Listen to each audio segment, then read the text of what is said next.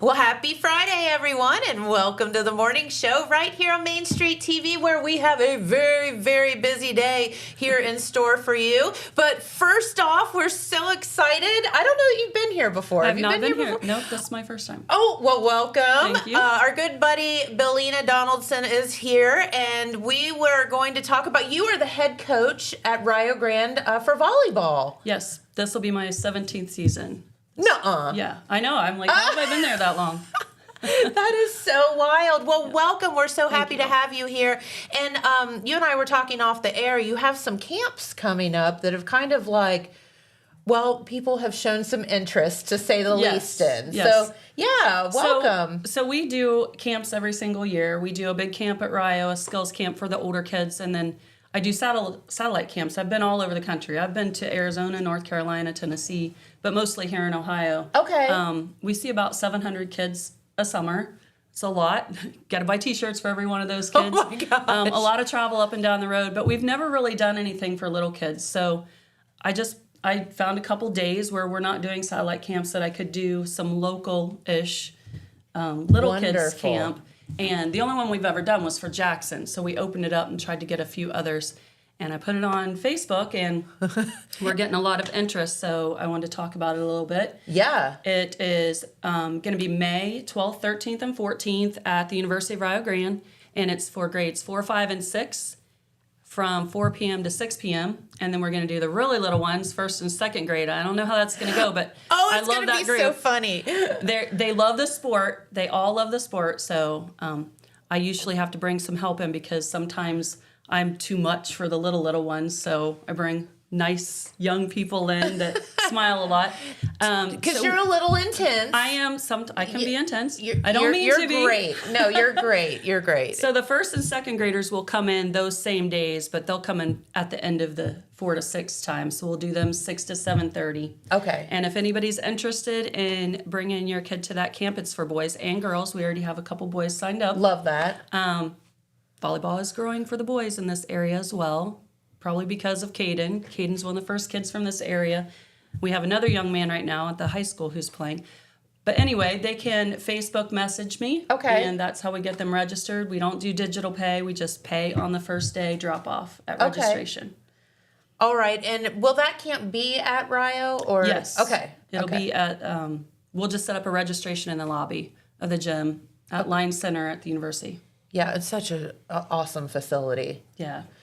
Lots of improvements going on down there. Yes. Oh my gosh. I got the privilege to tour the campus not too long ago with Ryan Smith and some other folks, and I was blown away by how beautiful the campus is and how nice it is and how things are kind of exploding down there. Yeah, you need to go back. We just had another big opening, another facility. Yeah, the weight room? Yeah. Yeah, we actually had a little video here. So it was good. Yeah, it was super cool. Very, very nice. cool. And a good way to recruit athletes too. Yes. Yeah, we want to end every recruiting tour right there. Yes. Like, here you go. Yeah. We've softballed it in for you. See what we have. Yeah, right? Okay, so I was thinking about, Little League. Like, you have T-ball and you have Little League basketball and football and things like that. But are there really any Little League? Like, how do kids, unless they go to the camps that you're providing and some of the others, how do they learn to play volleyball? There are a few programs. Jackson has one that runs, I think it's different every year. Like one year they did every Wednesday night, they would bring them in. Okay. Then they ran a little league. The Root has a league. Okay, down in Gallipolis. There's club volleyball, USA Volleyball has club teams. You can start as young as, I believe, 10. Okay. Most kids start around 12, like 7th, junior high. But it's just like... You're right, there's not a whole lot. Yeah, so And this they is love where you it. come in. Kids love it. Yeah. So yes, that's what we're trying to do. Well, and I think volleyball requires so many different skills maybe than some of the other... Now, you were, an athlete that was amazing at everything. But it does require some different skill sets. And I think sometimes, like, people take to volleyball that wouldn't take to other sports sometimes. Right. And you hit the nail on the head. I've been saying this for years. Like, nothing against other sports because I was a 4-sport athlete. I loved... If I was in that sport, that was my favorite sport at the time. Yes. But volleyball was the hardest because it has a lot of unnatural timing things that you don't go out in the yard and naturally do that. Like if you pick up a ball in the yard, you're throwing it to somebody or you're catching it. That makes like sense. Yeah, or you're hitting it with a bat. But getting a ball to go somewhere with your arms right where you want it or with your it's different, and people don't realize that unless they go out and try to play. You're right, and the physicality of it, of diving and jumping. I mean, landing. Yeah, not killing yourself. Yeah, all of these things. So, well, that is so wonderful, and so thank you for doing what you're doing. Thank you for having me on to promote it. I appreciate it. Yeah, absolutely. So, if you have a child that's interested in volleyball, here's the great thing: they can be starting now at way younger ages because Billina and some of the other folks are putting on these camps. So get them out there, see if they're interested. And if they hate it, cool. Right. If they love it, cool. Right. And sometimes it takes a few years to decide. Nobody's going to be good at this sport in first and second grade. So stick with it. That is exactly right. And that's why I always say we need to start kids early because we adults get humbled and quit things. I agree. Yeah. If I started riding horses at a higher age, and I would have never stuck with it. So I feel with the sports and all that. So thank you for doing what you're doing. It's amazing. How are the girls doing down in Rio? We had a wonderful year this past season. We won our division. Good job. We have never had an All-American at Rio, except for I was an All-American. I was the only All-American in women's volleyball all these years. And we got 2 this year. I was able to, that was one of my goals as a coach, was I want to coach an All-American, and we had 2. My setter, Elle McLaughlin, was an All-American, and my outside hitter, Amanda Rarick, who played high school ball for my sister.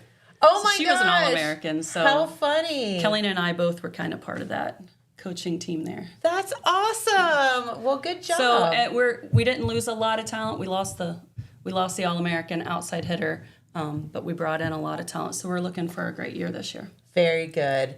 Well, best of luck to you. Once again, if you want to sign your kids up for the camp, how would they get more information, and how do they do that? The best way to do it is check out our Facebook page, my Facebook page. We don't have it on the Rio Facebook page yet.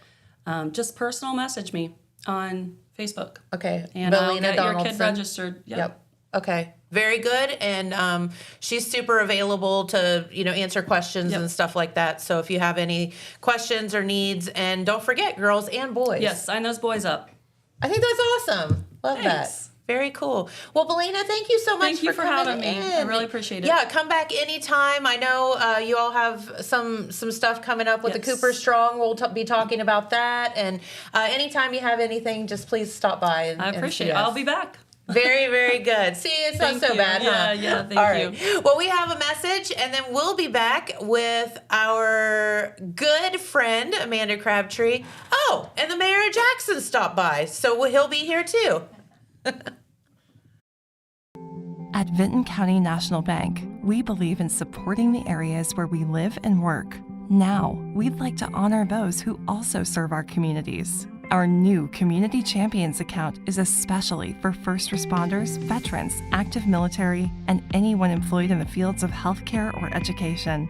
This account offers rewards, discounts, and other benefits to those who give so much to others. Vinton County National Bank, rewarding those who serve.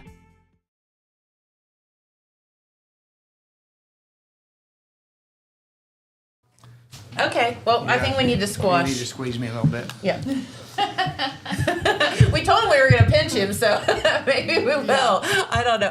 No, welcome to the program. So we're kind of shifting gears a little bit, and we do have Jackson Mayor Randy Evans here, and of course our good friend Amanda Crabtree, who we miss terribly, but she's doing great. So welcome.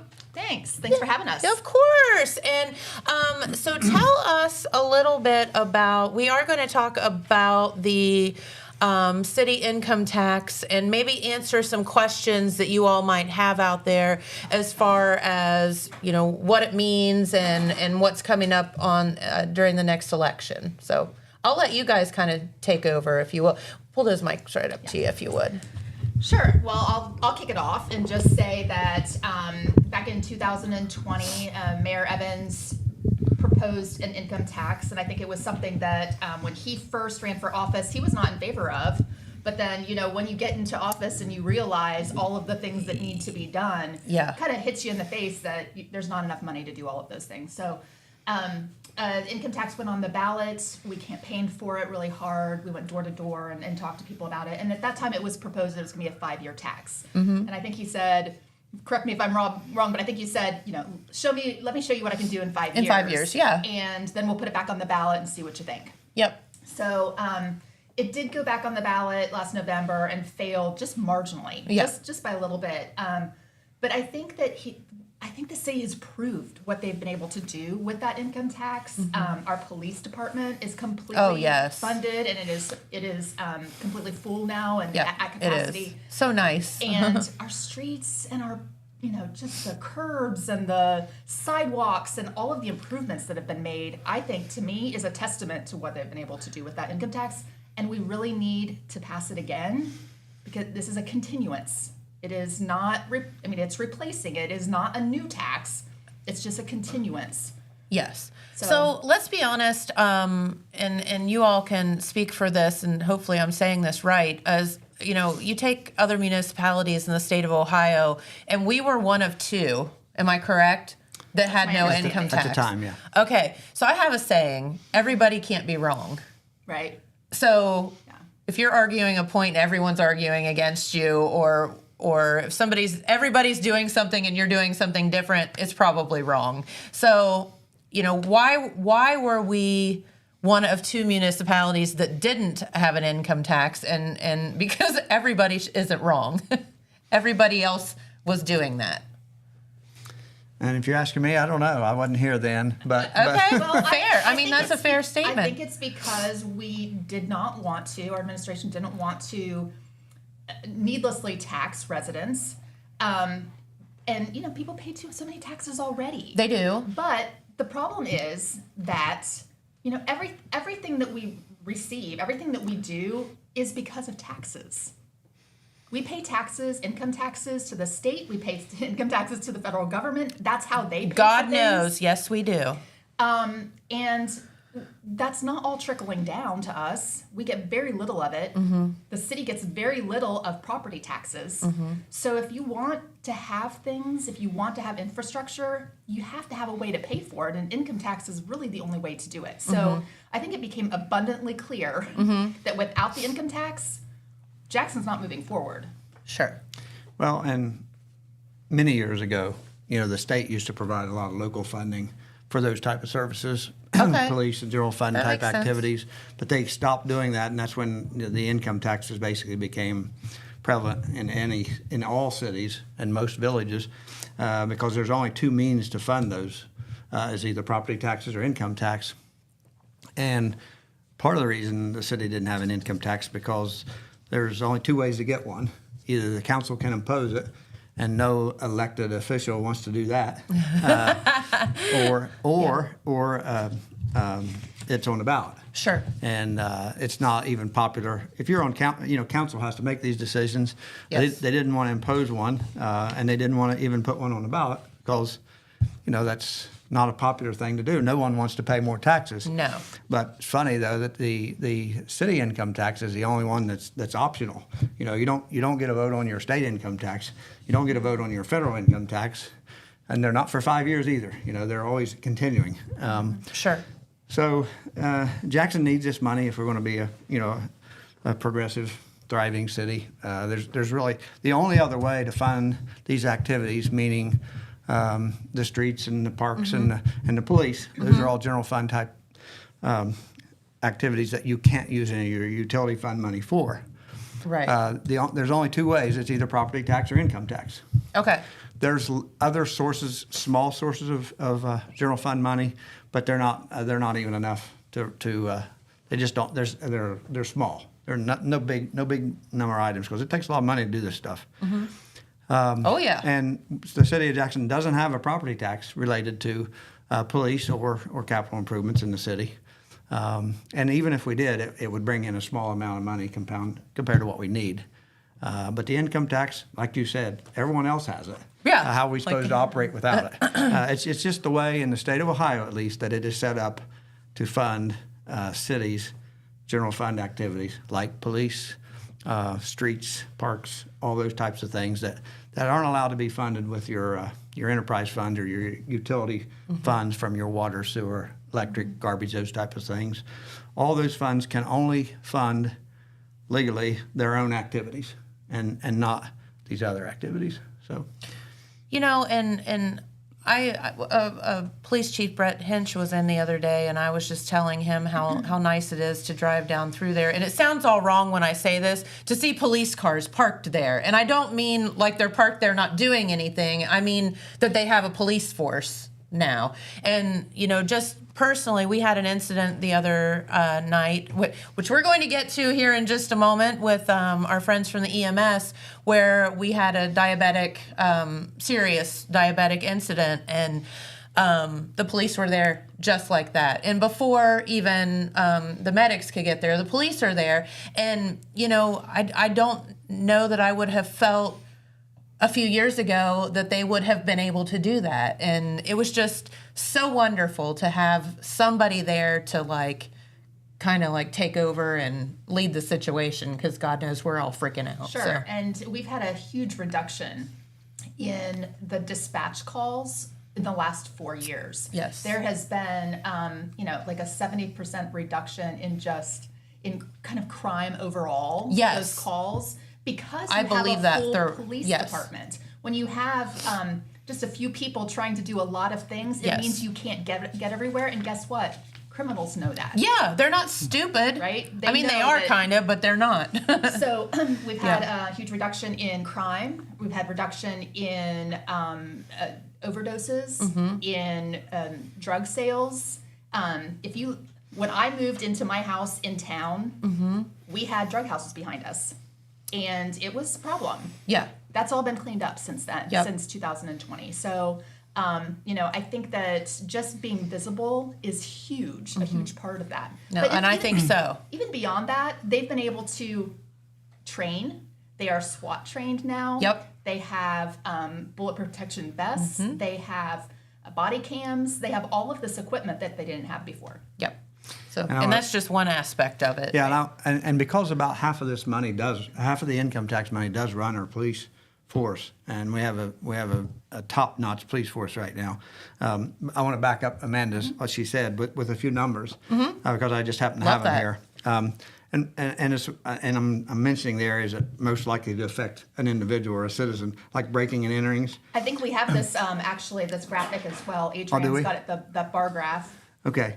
But calls to our police department. Yeah, that's exactly what I'm looking at. But over toward the left, you'll see breaking and enterings.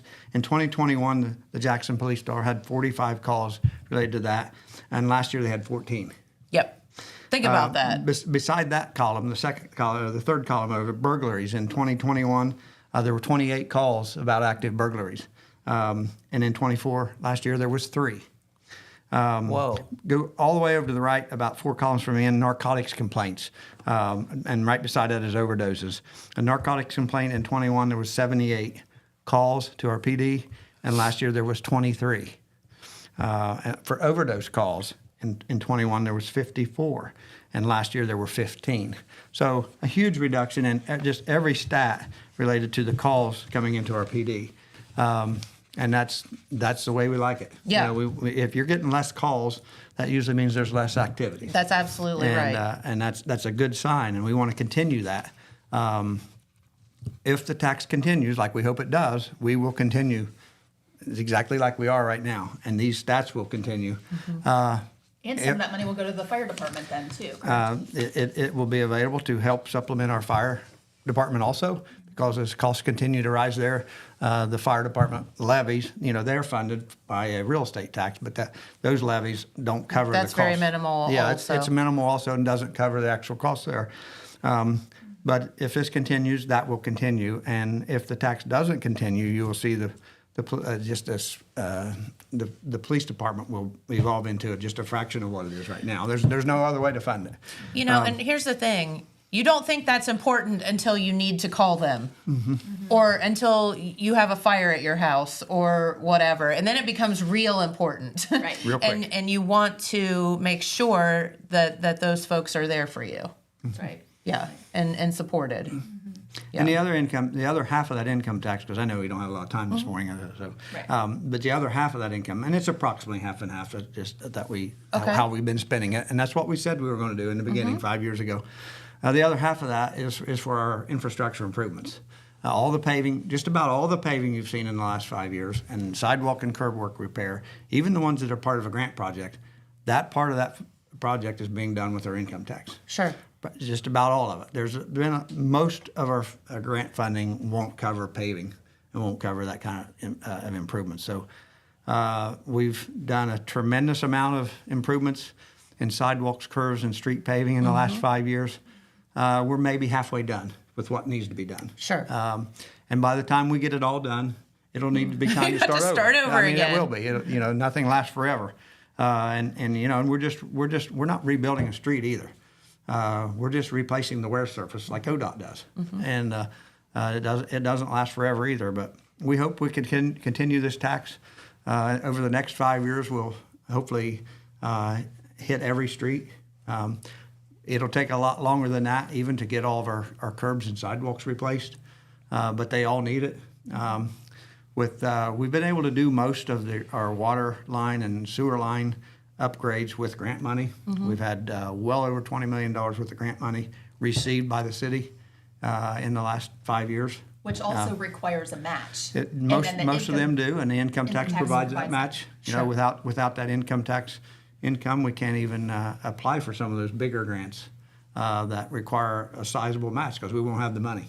But one little thing else about kind of a side effect of the income tax, it allows us to get these big grant funds to make sewer line and water line improvements. Okay. And that helps us hold our utility rates down because Yes. otherwise, if we need a water line replaced, we're going to do it with water funds, which is going to raise our rates. We haven't raised any utility rates since I've been mayor. They had an automatic raise on them before I was mayor. The council removed that. Nothing has been raised since then. Your water rates, your sewer rates, your garbage rates, this is everything the same as you were paying in before I was mayor. And the only reason we've been able to hold those rates is because most of the improvements, infrastructure improvements in those departments has been done with income tax money or grant money that is allowed that we can get because we have matching grant money you have from the matching income tax. funds. Yeah, so we just can't stress enough how important it is to continue this tax. I think in the November election, there was a lot of confusion that this was another additional tax. It's not. It's where the income tax was put on for 5 years, like Amanda said, to show people what we're going to do with it. And most city income taxes, they're just continuing. They're put on there and they stay on there until they're removed. Well, I don't ever let you get out of here without putting you on the spot, right? Yeah, you love to do that. I figured it'd be about the flooding this morning. No, I'm not worried about that. No, so, okay, number one. You put me on the spot. I'm like Billina Donaldson. I don't get shook. We'll see about that. Number one, the election. So we're voting again. There is a primary election, folks. So remember that. Yeah. When is the election? May 6th. May 6th. Yep. And there's not a lot to vote on. So, but this is important. Right. So if get you're out for and the vote income for tax, it. please get out and vote for it. And Yeah. I want to mention that 90% of the people who are paying this income tax don't live in the city limits and cannot vote for it. So like you, me, Cheryl, we all live outside of the city limits, but I have we no say are in it. paying that income tax. So I'd love to vote for it, but I can't. So I need you to get out and vote for this. Yes. So if you live in the city where you get to vote on this, let's say you're a retired senior citizen, this tax you don't even have to pay this tax. So you get all these benefits at no cost. And if you do live in the city and you do have to pay this income tax, and you get to vote on this income tax, you as a group are only paying 8 or 9% of it. The rest of it is coming from people who work outside the city. Correct. And come here, use our facilities, for work, or it's a business. If it were a property tax, we'd all be paying it. Right. So, you know. Okay, so what I'm going to put you on the spot about, and this is a valid concern that I have heard over time, is, and I'm not being a negative Nelly, I'm just saying what I've heard. I don't feel comfortable voting for this because it never ends. And while I love Brett Hinch and I love the mayor and I think they're doing a fantastic job and all the other people that are doing a fantastic job within the city, they're not going to be there forever. Can I take this one, actually, Randy? Oh, no. No, because Yes, she's you putting can. me on the spot. No, either one of you. But Well, I think that's a valid. I want a chance It's a to answer valid too. question. From a citizen's perspective and not from the mayor's perspective. Okay. It is our job to hold our administration accountable. It is our job to make sure that they are doing the things that they are supposed to do. So if you have a question about how the money's being spent, go file a public records request and ask, number one. Number two, vote them out of office if you don't think they're doing a good job. And number three, if you don't want the income tax to continue after a while because you think they're not doing the right thing, then organize and have a referendum and have it removed just like they did. That was several done years a ago. few years ago. That was done, and it can be done again.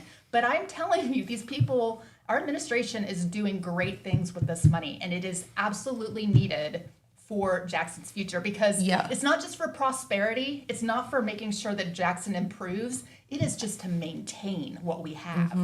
And I will say that I've never heard anything about our current administration's not doing a good job. They're concerned about future. Right. Well, you know, are you done? I'm done. Okay, I'm sorry. I don't. I'm pretty passionate about this, Randy. I'm sorry. No, that's totally I fine. think this is a good time because Amanda is so passionate. This is a good time to thank her and her husband HD for stepping out and being willing to lead the Citizens for Jackson, which is helping promote for us to continue the income tax. And Jennifer, I want to thank you too because of those nice, favorable comments. Even though you put me on the spot, you also say nice things. Of course. About our police department, It's about our the administration. truth. I feel that way, and so does everybody else. You know, and I too worry about the next administration.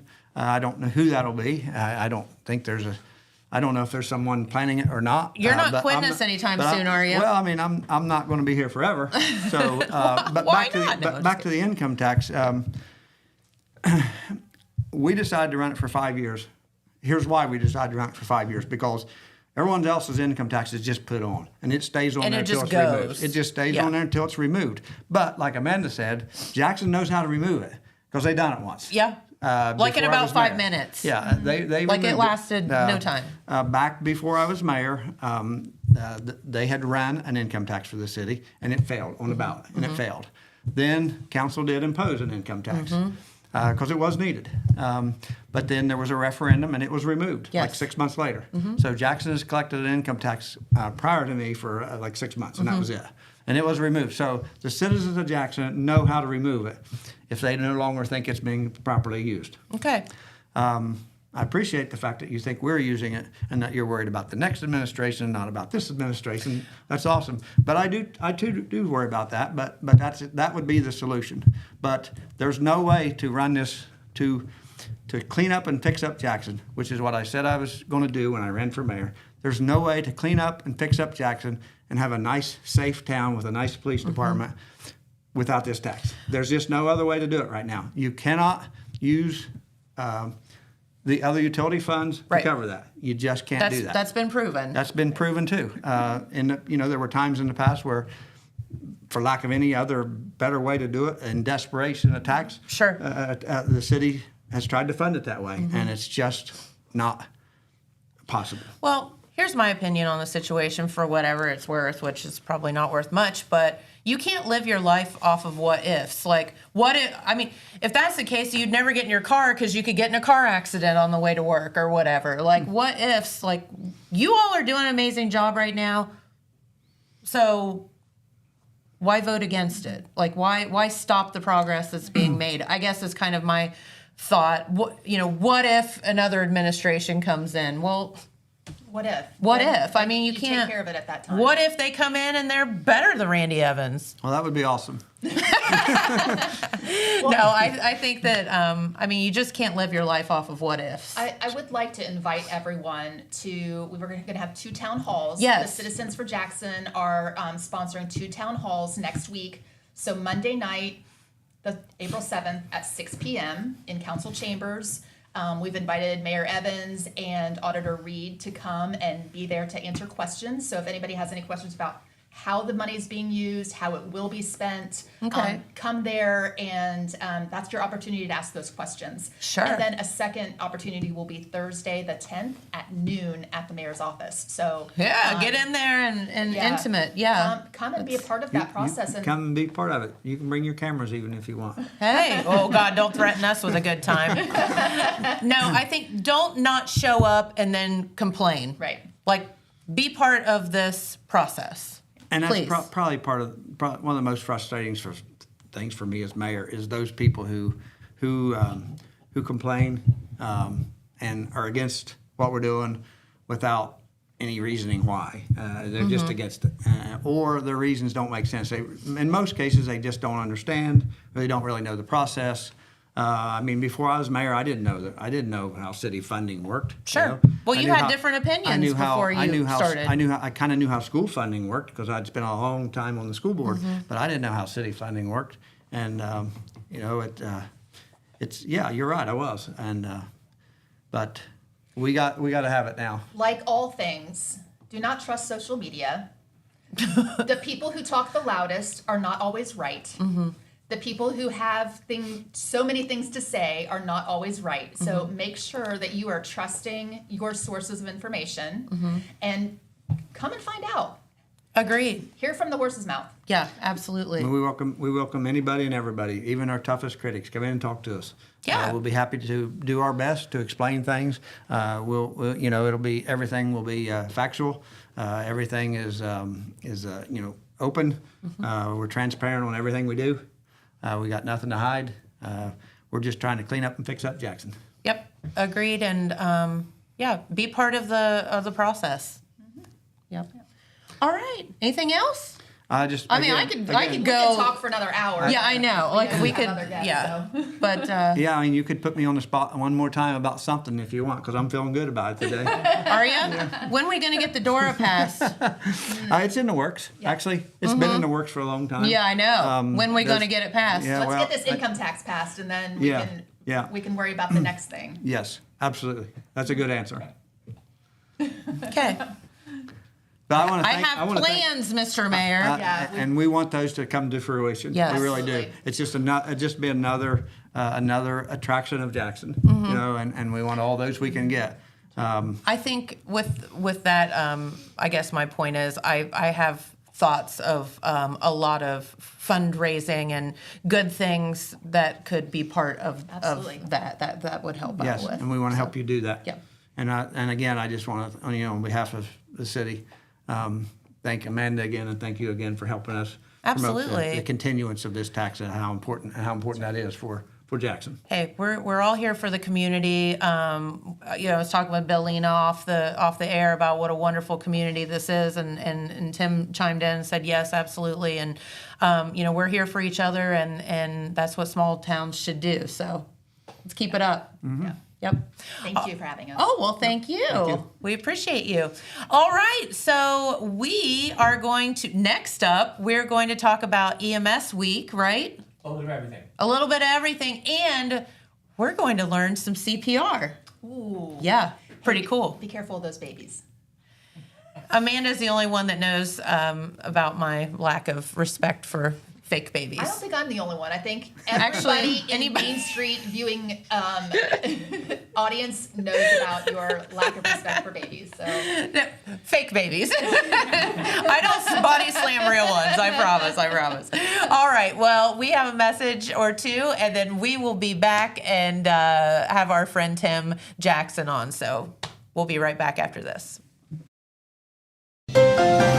This just in. The Telegram News has a new website. thetelegram.news.com. Same dedicated coverage. Same trustworthy news with a brand new look. Covering Jackson and Benton counties and surrounding areas. Locally owned and operated, thetelegram.news.com has its finger on the pulse of the community. Stay up to date on local events, high school sports, and breaking news. thetelegram.news.com. Subscribe today at thetelegram.news.com. Check it out. Saturday, August 16th is Southern Rock Woodstock in the Gallipolis Fairgrounds. This event will feature 3 decades of original artists and legends, such as Leonard Skinner, 38 Special, and Molly Hatchet. In light of this event, Total Media will be giving away 4 VIP tickets. For a chance to win these exclusive passes, comment your favorite Southern Rock song, and our staff will vote on which one is the best. Good luck, and may the best man rock out. All right, and see, I'm being nice to the baby. She is being nice. Here. Nice baby. Nice baby. No, our good friend Tim is here, and it is EMS. Is it week or month? It's EMS week, third week of May. Okay, all right. And we have been talking about trying to get you here to do some CPR and, you know, maybe teach us some basic skills, and also just to appreciate the fact of what you all do on the daily with the EMS, and you know, you truly are lifesavers a lot of times, and it's very important for you all to be recognized of what you do. We appreciate that. Of course, but we also need to help ourselves, or help each other help ourselves, right, or each other. Well, as you know, we've got high water sense. everywhere. The high water's coming up. Kids are out of school today. They're going to be playing around outside maybe, and the possibility of drowning is very much there. The Ohio Pediatric Association lists drowning as the number 1 cause of death for children from 1 to 4 years of age. Can you believe that? And you hear all of these, you know, tragic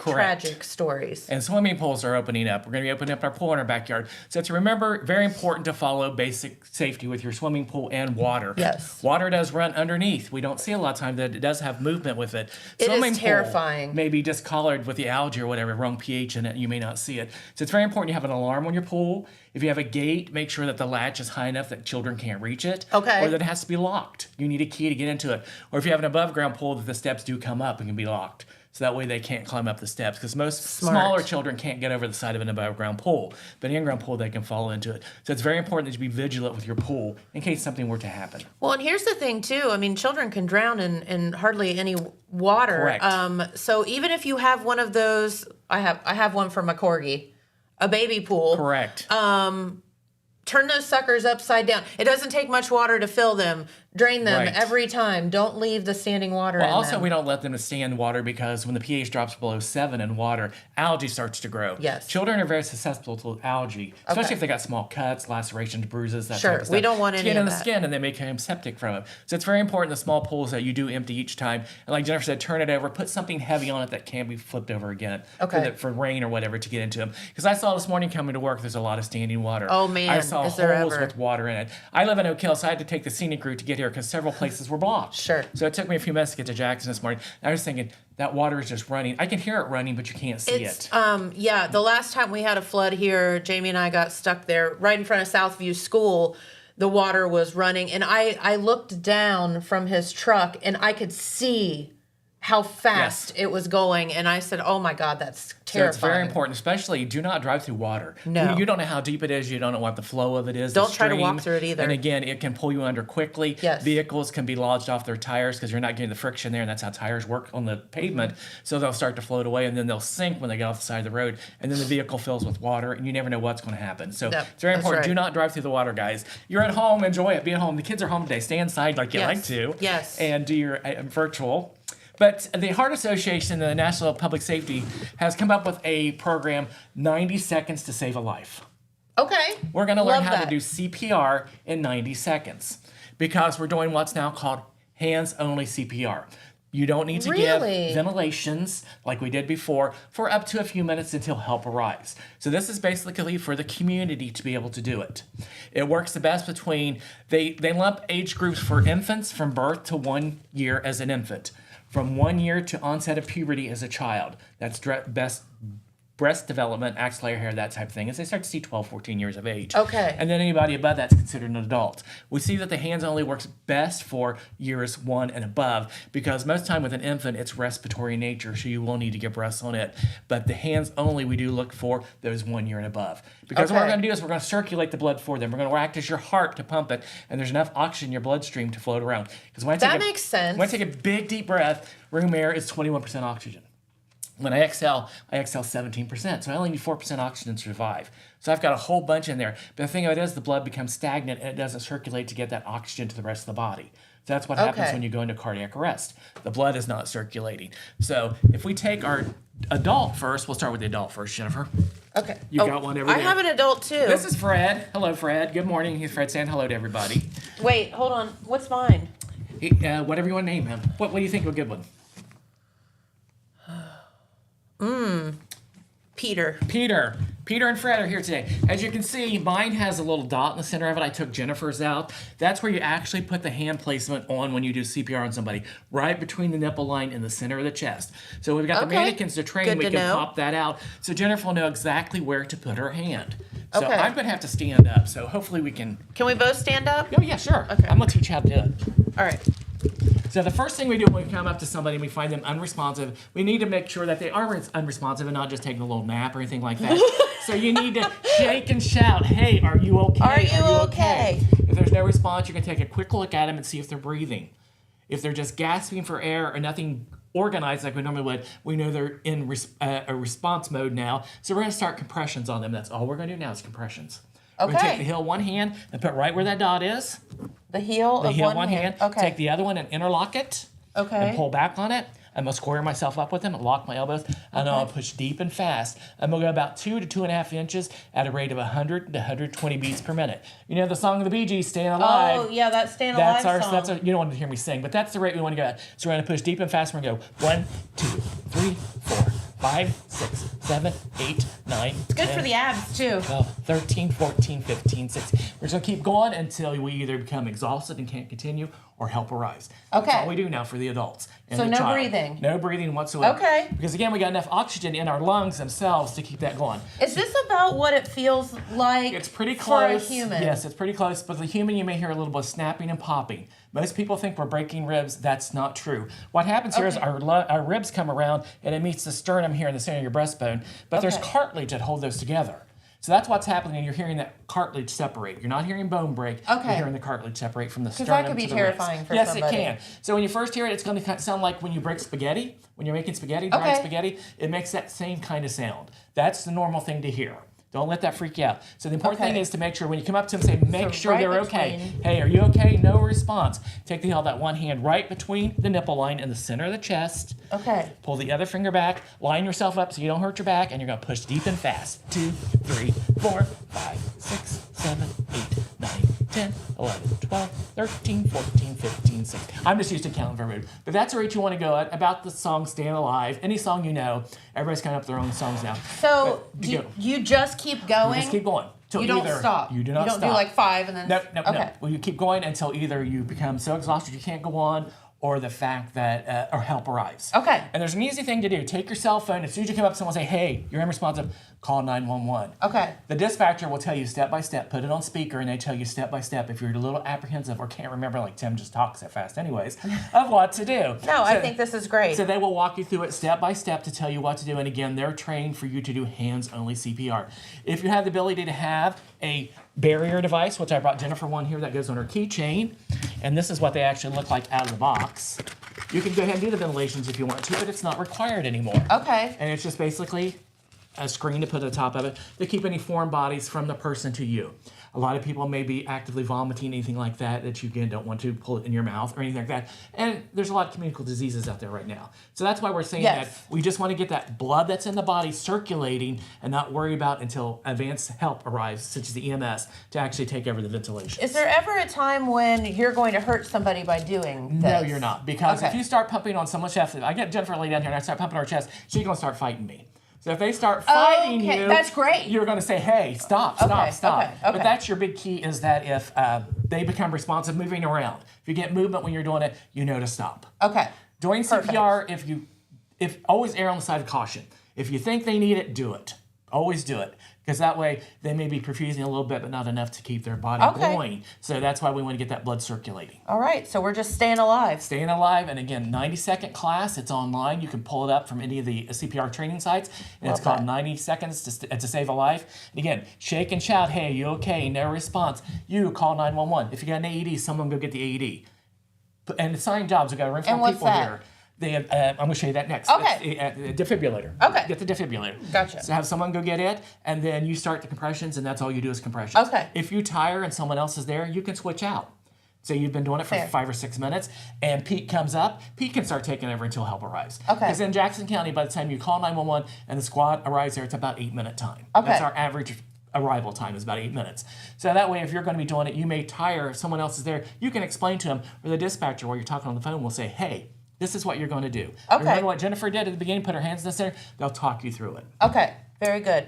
While we're on the subject, can we sit back down? Sure. Okay. Yes. So that they can see what we're doing here. Can we talk about Heimlich for a second? The Heimlich maneuver, we no longer call it the Heimlich maneuver. Okay. It's abdominal thrust now. Can we talk about abdominal thrust? We're doing abdominal thrust. Now, the universal sign for choking is someone puts their hands on their neck. What I'm going to do is, go ahead and put yours up there, Jennifer. Like this? Yeah, I'm going to say, are you choking? Are you choking? If she says yes, Jennifer's not choking. Because the way we make voices, when I take a big deep breath, when I exhale, that's when I actually talk. The vocal cords vibrate, and that's how your voice comes out. So if it's completely blocked, the trachea is blocked, no air is going to come out, so I won't be able to talk. Yes. If I'm actively coughing, let me cough, because I'll cough it up myself. Okay. If she can't, and she's actually choking, and no air is going through, we're going to do abdominal thrust. And we're going to take the heel of your hand, make a fist with the thumb side in. Like this? Yep, right like that. Okay. We're going to find the belly button of your person and the little bone that sticks out here called the xiphoid process. Can you see that little bone right there? You can feel it. Feels like a little fingernail. Okay. We're going to go halfway in between that with the fist side with our thumb side down. Like this? Yep. We're going to pull them up close to us. We're going to wrap our other hand around and we're going to go up and in a J motion. Okay. Until it either comes out or they go unconscious. Okay. If they go unconscious, we're going to lay them down and start CPR. If it comes up, we're going to set them down and help them to breathe, relax. But anytime someone is choked, they do need to be evaluated by somebody. Because you never know what's going on with it. Well, I had a lady, I had this happen once where, poor thing. She was choking, but I said, she turned purple on me. And I said, can you cough? And she did. And she brought that on her own, but, the panic, everyone's panicked, right? And you don't know, but I just remembered from my lifeguard training, like, can you cough, breathe, or speak, or, whatever. Yeah.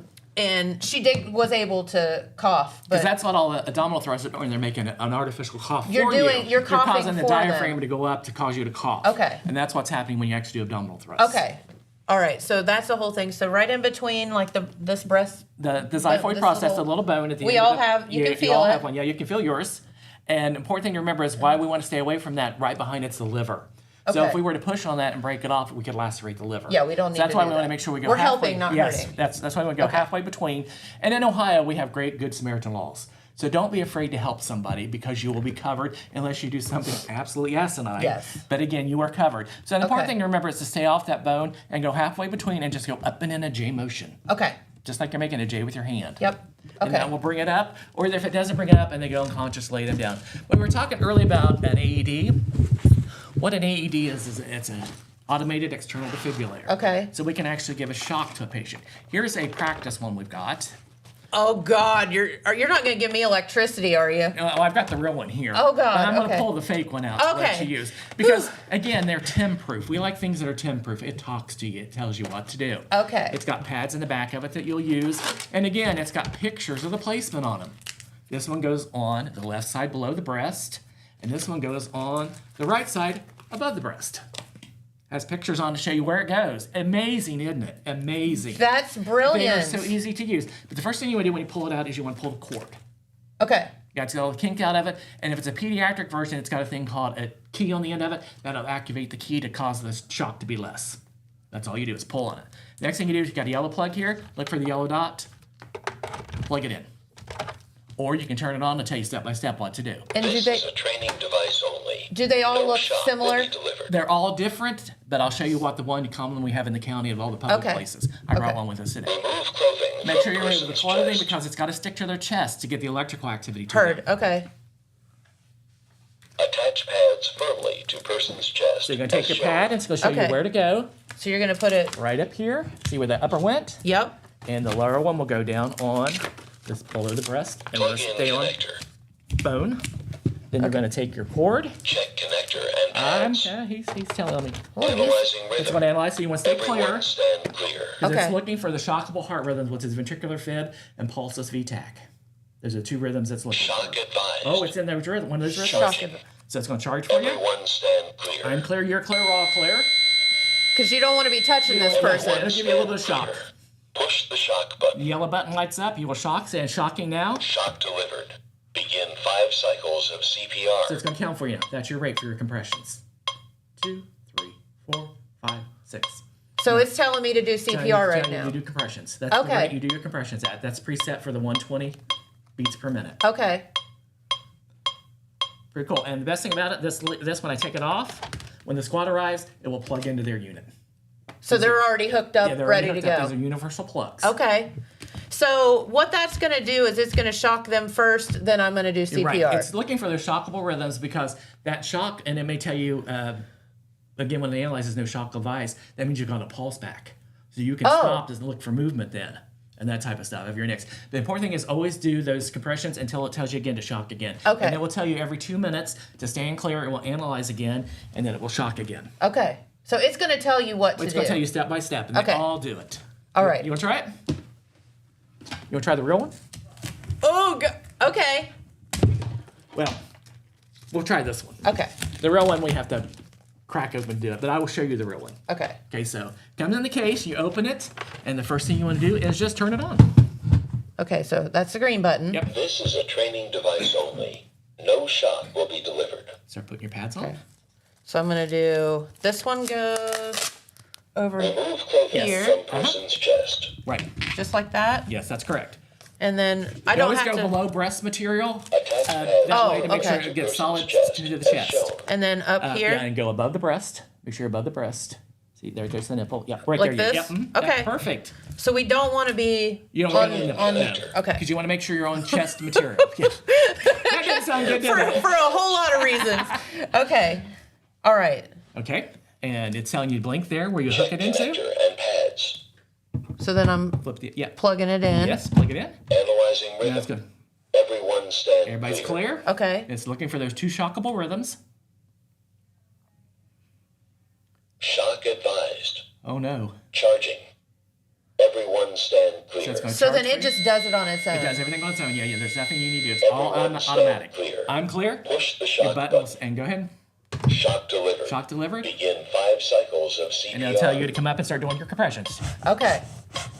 All right. And that's all you do is continue compressions for the 2 minutes, and at the end of 2 minutes, it'll tell you to stop. It'll analyze again. If it's shocked, it'll charge and you'll shock again. This is great because it just basically tells you what to do. Well, that's why I call it 10 proof. We like 10 proof. Yeah, we like 10 proof. We do. So that's the practice type, but here's the one you're going to most likely see in the community. These are the ones the county have been putting out. We've got them in all the county buildings. Courthouse has it, driver's license, our building, health department. It's by Philips, and it's called the Heart Start. This one runs about $1,400. It comes in a box that goes on the wall. Oh, wow. When you open it up, it has an alarm that goes off.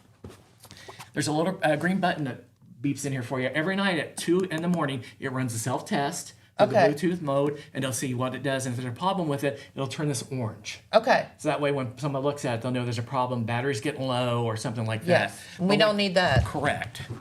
Now, is this something that, like, if you're in a government building or here in the county, can anybody grab this thing and use it? Like, yes, it's not like you have to wait for a government official it's to for grab anybody it. there. They're out in the open as you walk in, like at the new commissioner's office, which used to be the health department. When you first walked in where the desk was, it was right there on the wall. Okay. For everybody. And that's where it'll go again once the commissioners have moved back in. Okay. So when we open it up again, it's got a razor. You're thinking, why's it got a razor? Yeah, why's it got a razor? Now with a hairy chest, you need to shave where you're going to put the pads or the pads won't stick. So with me, it would not stick. Oh. They would just rise back up. So they have the razor in here for you to take 2 quick swoops to get that hair off. So if Jennifer had a hairy chest, I'd have to shave yours too. I mean, yeah, you never know. You never know. It also has a washcloth in it. So if someone has drowned or are diaphoretic sweaty, you can dry them off so the pads will stick because it has to have a nice, clean, dry surface for it to attach to. That makes sense. Okay. It also has scissors in it for you to cut the clothing.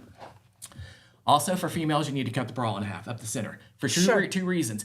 Some of them may be large that come down farther down the waist, or they may have underwires in them. So you don't want to have wire in it because electric is lazy. It is lazy, so it'll follow the path of least resistance, and it'll go through the brawl, and it'll shoot out the back sides. Oh, God, so that's why you want to make sure horrible. that you clear it, and then those are also provided for you.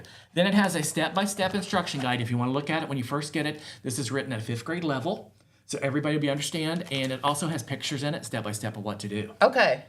And also what it's doing to show you here, it will actually say for you to do. So it's got pictures. Okay. So if someone is hearing impaired, they can use this also and look for the lights to be able to correlate those back and forth to do it step by step. Okay. If they're vision impaired, vision impaired, it also does the voice prompts for you. Yes.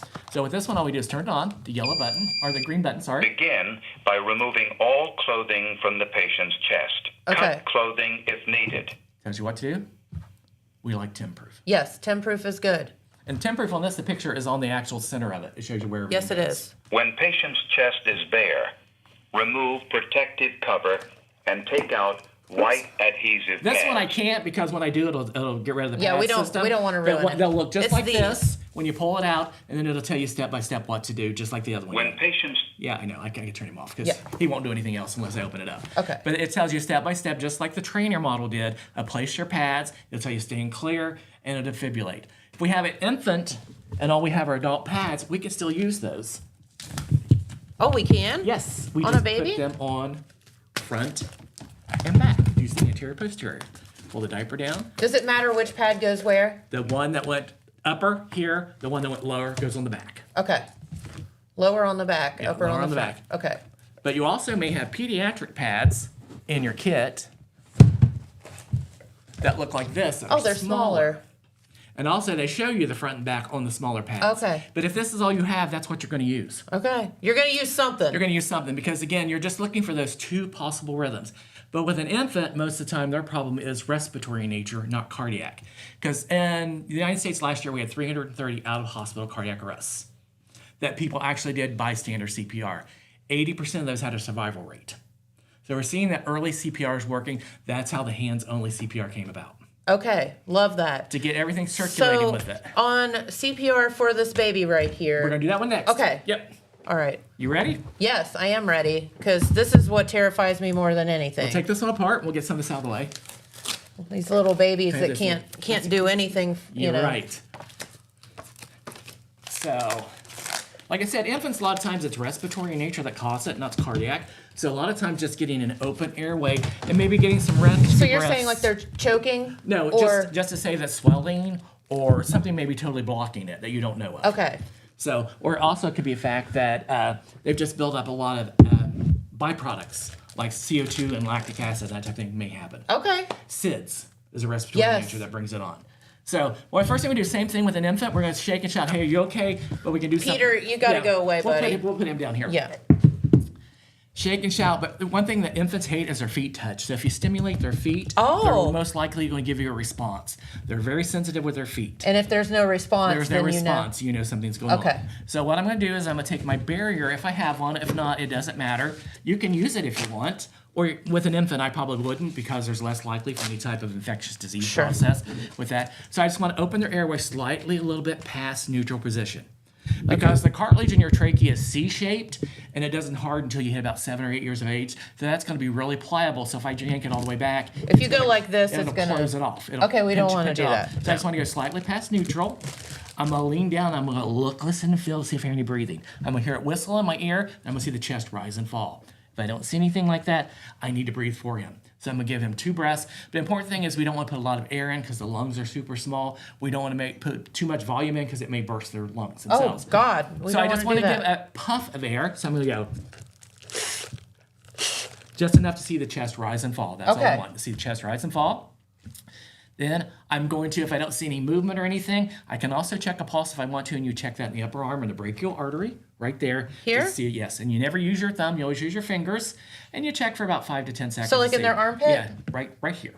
Right here, Yeah. okay. You can use 3 fingers and feel right across there, yeah. So that'll give you more chance of finding it. And just see if you feel one. It's going to be fast, it's going to be weak. It's usually about 100 to 120 a minute. Remember those numbers came up earlier? So we're just going to see if we feel it. If we don't feel one, we're going to start compressions. We can do it in 2 ways. We can either use 2 fingers right in the center of the chest like we did with the adult, Or we can use 2 fingers. Or we can use 2 thumbs and reach around and squeeze. It's called the encircle technique, and I can do it that way. Either way. That seems. You can do either way, whichever one you want. That seems easier. You can do 2 fingers, or you can wrap around and do both. But they need to be lying still on their back. Yes. Well, also you can help because you're going to wrap all the way around. So your back here is being protected with your other fingers. So your thumbs are pushing and your back's holding it steady. So does it still need to be lying down, or can you pick baby up? It needs to be lying down. Lying Its down. head's going to go back. Okay. Yeah, you're gonna probably rupture its trachea. So it's going to be laying flat, and we're going to do again 100 and 120 beats a minute. And we're going to go Staying deep. alive. We're going to go deep, about 1/3 the thickness. Okay. So we're not looking at an exact number. We're looking at how big the infant is, about 1/3 the thickness. So a little bit deeper, Jennifer. A little bit deeper. There you go. 1/3 the thickness. Okay. See right here. I'll lift him up to show you. 1/3 the thickness, and we're just going to squeeze. It's good for the abs. It is. And we're going to do 30 compressions, and then we're going to do 2 ventilations. And we keep going back and forth. 32. 2, Okay. 30, and 2 with the infant. And that's the only time we give the breath is when it's an infant, from birth to 1 year. Okay. When we're looking at 1 year and above, we're going to do the hands only. And that's strictly for the community. That's in the community. Healthcare provider does it a little bit different, but this is for the community, the lay person We're trying in to general. keep this simple. Correct. Yes, correct. So important thing to remember is get that puff of air in there, but not so much that it's going to expand their lungs. Sure. And also can cause what's called gastric distension. What that is too much air goes into the stomach. Okay. And when the stomach gets so full, it's going to have to expel whatever's in there, and they're going to vomit. Okay. So that's why we want to make sure it's just a puff of air, enough to see that chest rise and fall. Okay. Pretty easy, isn't it? It is easy. It's just, there's people that run to the fire and from the fire, and you have no idea what you are until you're put into the fire. Right. So just do your thing. Yeah. Important thing is to remain calm. Yeah, because, like breathe for a second and then. Because anxiety in a medical scene is like Adrian, throwing gas on a fire. Not even on the. Yeah. Okay, there we go. It's just like throwing gas on a fire. Anxiety is. So if that calm person, everybody's going to listen to you. That's why if you're in a situation where you've got multiple people and someone's a little antsy, give them a job. Love that. If Pete is not handling the situation for some reason, Pete, you go get the AED, or Pete, you go do this. Or you call 911, Correct. or do that you job. go get a pillow for. Correct. And I or a recommend towel. everyone, if you have your cell phone, when you dial 911, put it on speaker. They're going to tell you step by step what to do. They are trained to do that. Our dispatcher here in the county, the 911 center, is wonderful. They're all trained in ABCO and EMD to give you pre-arrival instructions. Okay. Very cool. So just remember to, hey, This you is okay? great. But tap the bottom of the foot, they'll respond to it. Babies hate it. When you go home and torture a kid, touch their foot.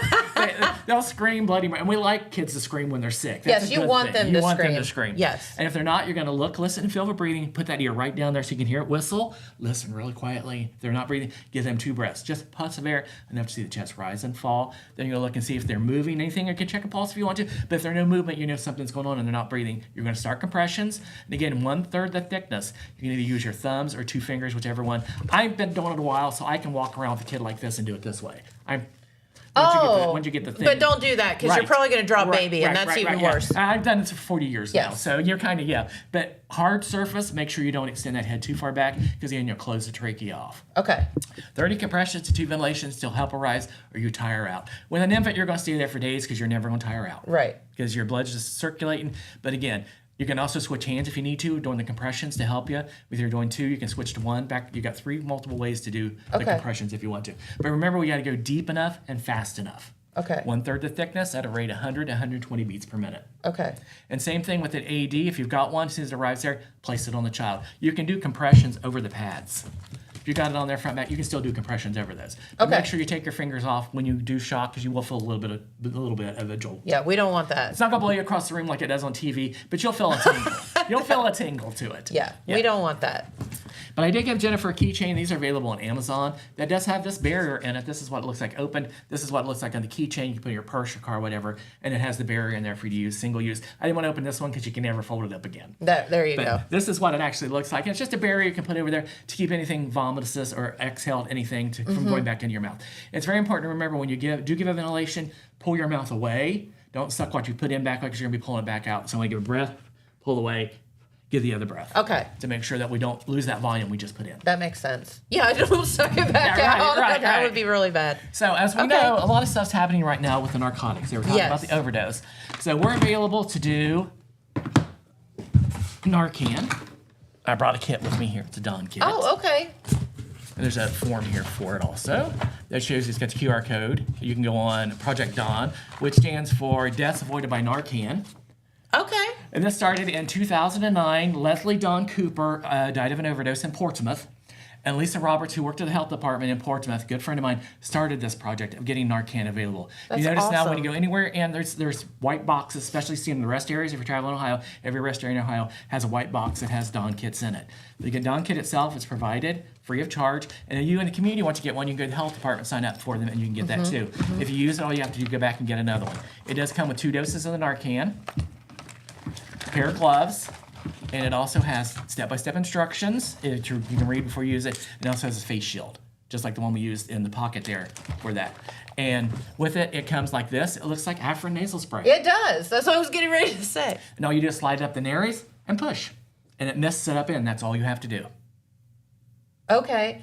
Even if the person isn't breathing, like you just... Correct. Okay. With their laying back, the gravity will pull it back. Okay. Because it goes out in a mist form. You may see another form, which comes like this. Do you use both of the cartridges or just one at a time? Use one and wait 3 to 5 minutes. If they don't respond, you can give the other. Okay. Also may come like this. Sure. And what it looks like when you put it together, it's got the syringe without a needle with the medication in it. That's what's called an atomizer. The cone here that fits up the nares itself. Okay. And you'll give half up each nares. And you use the whole thing. And just this is just water. It will just send out a mist. Yeah, I see that. And that's how you give it. And it slowly misted up. Okay. Important thing to remember is you want to give it slowly, because when it does affect the opioid, the person may come up, be a little combative, or they may vomit. Okay. So that's 2 things you want to look for if you do use it. And there's another type, and I'll give you one, Jennifer. Okay. There's an auto-injector. We've seen Epi auto-injectors, but now we have Narcan auto-injectors. Now you just pull the top of it off, and it talks to you. This trainer contains no needle or drug. No, the other one will say that it does. If you are ready to use, Pull off the red top. Safety to inject. Place black end against Outer thigh. Then press firmly and hold in place for Okay. 3, 2, 1. Is this going to stab me? No. Injection. Is it going to stab you when I stab you? Yes. This trainer may be reused for training purposes. Complete. And that's it. Needle comes out at 200 miles an hour. It will go through jeans. It will go through light metal. Oh, so you're not having to... Okay. You don't have to do anything. It'll go right through your clothes. Then put the red glove back on. It'll stop talking for you. And then cover it back up. And that's all it is. And that's the EpiPen, but in the Narcan injector. Am I just There you go. stupid? There you Okay. go. There you go. But those are the 3 forms you may actually see Narcan given. Okay. When in doubt, give it. It's not going to hurt if they don't need it, and it will put the respiratory drive back in if they do need it. Okay. That's why we're seeing the police scene less on calls for overdoses. Yes. Because family members have this. People who have a habit of using narcotics will use it, such as fentanyl, anything like that, and they're available for them to use, which they're able to use. It's just a temporizing measure. Again, you can't use this to use more drug, use it back and forth. Eventually it's going to quit working. No, don't do that. Yes. But you can get this at the health department. You can get the Dawn kit at the health department. You'll go and fill out the form for it, and they will give you the kit for it. If you use theirs, they'll come back in. They'll pull your form up. You'll state when you used it, and they'll give you another kit. Okay. But it does come with 2 doses, comes with the mask, and does come with the gloves. Okay. For you to use. This is some of the things you may see. But again, we're looking at Project Dawn, which is a wonderful program. And again, this is available on, I think this is the ODPS, Ohio Department of Public Safety website. You can print this out. It's got the QR code that you can put on your phone. Tells you step by step what to do. It's an excellent, excellent program. And again, Leslie Cooper tried everything in the world. She's a wonderful lady, but she just could not kick her habit. Okay. And that's fair. And that's sad. So, and also, Jennifer, I bought you a personal protective kit. So if you're out and about and you come across, we see measles is happening on an increase right now. Yeah. When the flu was going on and everything, it's got a face mask, and gloves. I got one for Pete too, hand sanitizer, and a surface wipe for you to use. Great to keep in your glove box, in your purse, at your desk, whatever, just in case. Okay. Also brought you some goodies here. We got some. He always brings gifts. We got some keychains. EMS week is coming up, so we've got EMS keychains for you. It's a carabiner that you can attach to anywhere. Thank you. And I brought you some ink pens. I know you like our ink pens. Oh, yes, I do. And I got Pete a set here too for that. And you want to know what's going on in Jackson County? Yeah. Oh boy, I got some news for you. Oh my gosh. You ready for this? We're going to call this Tim About Town. Does that sound good? Tim About Town. I'm going to take a drink real quick. Okay. I mean, we're only 10 minutes over. It's fine. Let's keep talking. I am so sorry. This is great. What's happening at the Marquee in Jackson County? The Marquee currently is having a contest called Pixel Perfect. It's a cell phone photo contest. You can go to marquettickets.org and put on there and sign up to the Google document, and you can upload your cell phone picture. They're going to go on our Facebook page, and people are going to vote for first, second, third place, and best of show. They're going to go on display in the Marquet in the gallery from May 1st to June 27th. And we're going to be printing those out, and this is sponsored by Vinton County Bank. Okay. So that's going on because we get a lot of pictures with our cell phones and we never knew what to do with them. Oh, yeah. Now you can upload them and put them in the contest. Tomorrow night, what are you doing tomorrow night? I know what Jennifer's doing. She's coming to Marquette to see the Smokin' Ham Band. Oh, fun. Good old Southern rock going to happen. It starts at 7 p.m. tomorrow night. Tickets are $20 until 5 o'clock today when the box office closes, or $22 at the door tomorrow night. 6 Cents is going to be there. They're going to be having the beer garden happening with the show. So again, it's going to be a great night. It's a Southern charm at its best. You're going to have booze and a little bit of country music. Love that. Love that. Together going on. Also, next weekend we have the Rotary Show, the Wellston Rotary, the 71st annual Rotary Show. It's happening at Wellston High School at the auditorium, the 11th and the 12th. Starts at 7 o'clock. General admissions tickets are $2. Fun night. It's 60s. Love, peace, and music. Love that. So we're going to be here again next Tuesday to talk more about it, but that's happening too. Got another show for you. New Frontiers happening on April 27th. It is a tribute band to Journey and Heart. Love that. It is going to be a fun night. They're backed by popular demand. They were here last year or year before last. I can't remember which now. Yeah, I remember. Sold out. So get your tickets early. And again, it starts at 7 p.m. And 6 Cents is going to be there again, brewing up your favorite legal libations. So come and do that. We got from April 13th to the 19th, Public Telecommunicator Week. It's National Dispatch Week. We honor our 911 centers as we for should. The excellent job they do. Because again, they are the first chain of survival in the request for assistance. Yes. Police, fire, and EMS, they all go to the 911 center. So we want to thank all of our dispatchers for doing a wonderful job. So we've got some activities planned for them. We're going to be doing gifts and food and all that type of stuff. Thank them for a great job, again, that they do. But that's not it. Tim's got more. Can you believe it? Happening now, the Southern Hills Art Council Flower Show is going on. Yes. Order your flowers. Go to the Marquet Facebook page, and we're going to be delivering those on May 3rd at the Rio Grande building here in Jackson. You can pick them up there from 10 to noon. Also, we're offering delivery in Jackson County for $10 per order. Yes. I delivered last year and had a blast. People were so happy to get their flowers. Oh, again, especially after this year. Are you kidding me? So, and they're lovely. Go on the Facebook page. It's got all the flowers there. You can look at to see what they are. There's hanging baskets, ferns, bedding flowers, annuals, perennials. Everything you think of is on there. Think I'm done? No. We got EMS Week. EMS Week, the third week of May. It's the 18th through the 24th. Come celebrate us. Say hey to your EMS providers. You got Just it. drop by the station, say hi. We're going to have a list of stuff that's going to be in the newspaper. We're doing open houses. We're having a retirement party for one of our favorite people. We're having a banquet for our employees, a thank you, and all that type of stuff. Field of Heroes is coming up Memorial Weekend. Yes, it is. From the Wellston Rotary in Wellston. Big thing. It's turned out really wonderful. Last year we had over 200 flags. So we'll be doing that again Memorial Weekend. And the last thing I have for you is the D.M. Davis Choir. Their summer show is June the 7th at 7 p.m. Come out and see the choir. It's a great night. And again, a lot of stuff's happening in Jackson County. If you want to hear anything, just give me a buzz. Yeah. We see what's going on. Tim about town. He knows it. It is happening. But again, we're just it's a way to show our community to everybody. Do you have a whole closet to store all the hats that you wear? No, but I've got stuff everywhere. I'll bet. I've got totes and stuff. They laugh at me in my barn. I've got totes, and everything's labeled by color. So like the Field of Heroes, it's a blue one with a white label on it that says Field of Heroes for the flags. And all I have to do when that comes around is pull it out. EMS Week, I have the same thing. It's at the office, and it's the same thing. It's an orange one because our colors are orange and blue. And it says EMS Week on it in blue, and I pull that out, and all my stuff's there. Very good. If you're not awesome. organized, I can't get it going. You are amazing. So we try, and it's very important that we broadcast everything for Jackson County. It's not a Jackson event. It's a Jackson County event. So we try to get Jackson, Wellston, Oka all together to work together to see what our county provides. Absolutely. And thank you for what you do, for all of the hats that you wear. I appreciate it. I enjoy it. I love my community. I moved back here about 20 years ago from living in Huntington. As we all know, Huntington's had a bad turn, and then they say you can't go home. You can go home. Sure, you really you can go home. Absolutely. And I'm glad I did, and I enjoyed here so much. Well, we enjoy having you here. Thank you, Jennifer. It's always a pleasure. And like I said, I'll be back next Tuesday. They bought me a T-shirt. I can tell you about my T-shirt. It says "Wind him up and watch him go." So I can see that. So I may wear that next week if they'll let me. But again, I just enjoy talking about our community and what we do for our citizens. That's what we're here for. You got it.